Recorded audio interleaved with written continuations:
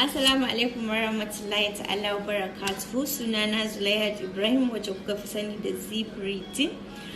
Ina mai nuna farin ciki na ga bisa rantsuwar da aka yi jiya ga His Excellency President Muhammad Buhari da dai sauran gwamnoni a kasashe daban-daban. Ubangiji Allah ya tsaya ku riko, Allah ya sa ku kamanta adalci a tsakaninku. Ubangiji Allah ya tabbatar mana da alkhairi. Allah Ubangiji mun gode ma da ka nuna mana an yi taro lafiya an watsi lafiya. Allah Ubangiji ya tabbatar mana da alkhairi. Allah ya sa shi ne ya fi zama cancanta. Allah ya dafa muku da za ku dafa mana muma.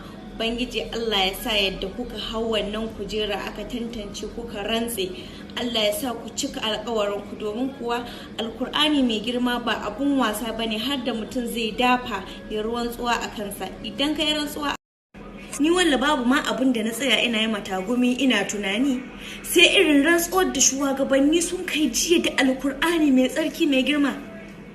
Ka dai duba ka gani ko da wasa ba a wasa da shi. Na rantsa da Allah duk wanda ya watsa da alkur'ani mai girma wallahi sai ya gara wasa ga rayuwar ta duniya har da lahira.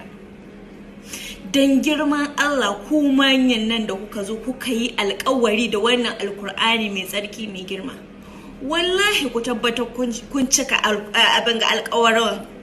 Wallahi duk wanda bai cika alƙawari ne ba, na rantsa da Allah za a kwashi ɗan kallo. Ba mu yi muku addu'a kar ku cika alƙawarin, don girma Allah ku cika alƙawarin ku, don kun ga alkur'ani nan da kun karance mun bakku da ku sai Allah. Don girma Allah ku cika. Ni ina tausaya mu wanda zai rike alkur'ani mai girma ya rance da shi bai cika ba. Ina lillahi wa Allah sa dai mu dace, Allah ya taya kurku. Ni ina farin ciki da haka.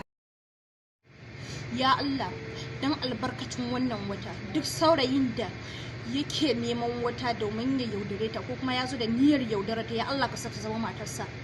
Ku ce amin.